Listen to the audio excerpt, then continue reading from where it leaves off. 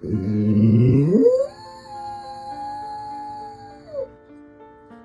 was that? Bruce and his little safe world.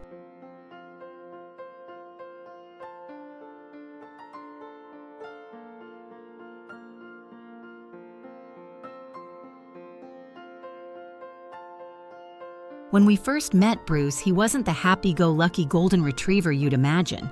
He didn't bark. He didn't wag his tail. He barely even lifted his head. There was something in his eyes, a deep sadness, a fear that had been living there for far too long. Are you really gonna take your hedgehog outside with you? You are. Okay. All right. We can do that, I guess. We learned that Bruce had been rescued from a shed in the backyard of a breeder. He had lived most of his early life locked away, with little to no human contact. No grass under his paws, no soft bed to sleep in, no toys to call his own. He was isolated, neglected, and emotionally shut down. That night, I couldn't stop thinking about him, and the next morning I went back to the shelter and brought him home.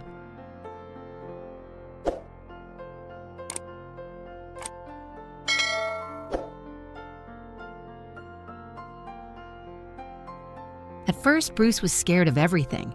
Stairs, sudden noises, even his own shadow. He didn't know how to be a dog. He didn't want affection, didn't know how to play, and would freeze whenever we tried to pet him.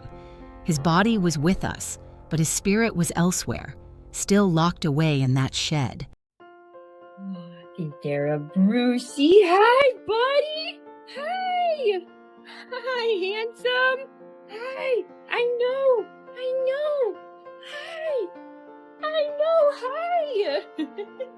We knew healing wouldn't happen overnight, so we gave him what he needed most: patience, consistency, and a safe space to learn that not everything in the world wanted to hurt him.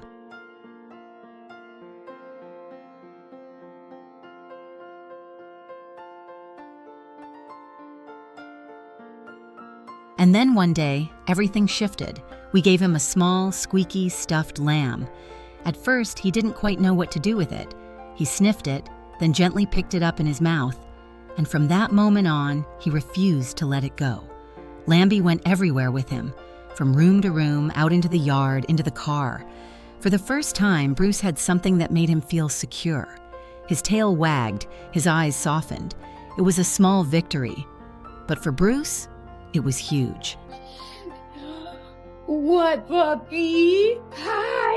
You get a toy. Oh, yes. Yes, look at you. Hi. Soon, his collection of toys grew. Hedgehogs, bears, squeakers, he loved them all. And every time we opened the front door, Bruce would come running with one proudly in his mouth, as if offering you a piece of his heart.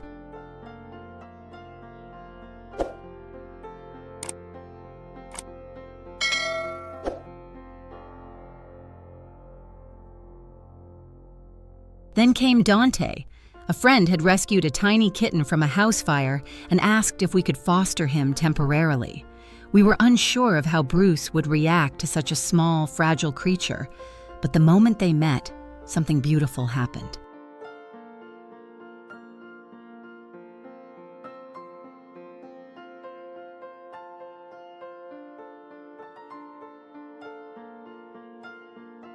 Bruce didn't bark or growl. He didn't chase or nudge. He simply watched Dante with calm eyes, giving him space.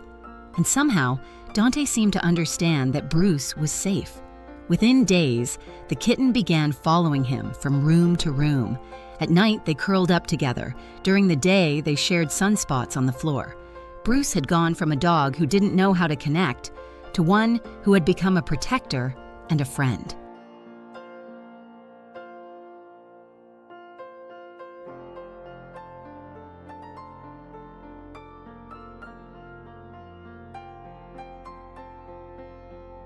Dante brought Bruce comfort in a way no human could, and Bruce, in turn, gave Dante a sense of security, stability, and warmth. They were two lost souls who found their way together.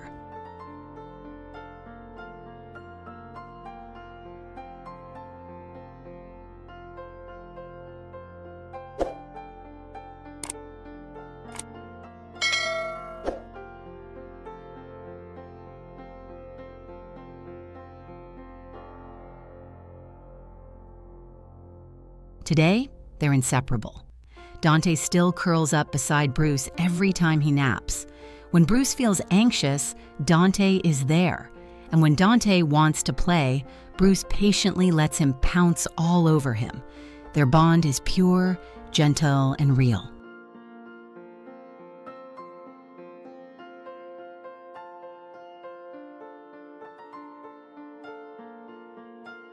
Bruce still carries pieces of his past. He may never be the kind of dog who loves crowds or loud noises, but he doesn't have to be. He's found his place in the world, a place where he's safe, loved, and never alone. And every time I see him curled up with a toy or gently nudging Dante with his nose, I'm reminded that healing doesn't always come fast, but it does come.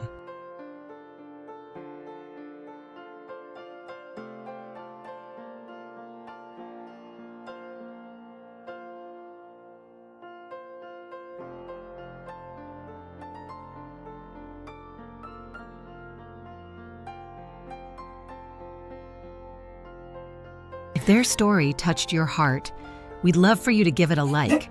And if you want to follow more of their journey, along with stories of hope, rescue, and the quiet magic of second chances, hit subscribe. Every bit of support helps us share more love.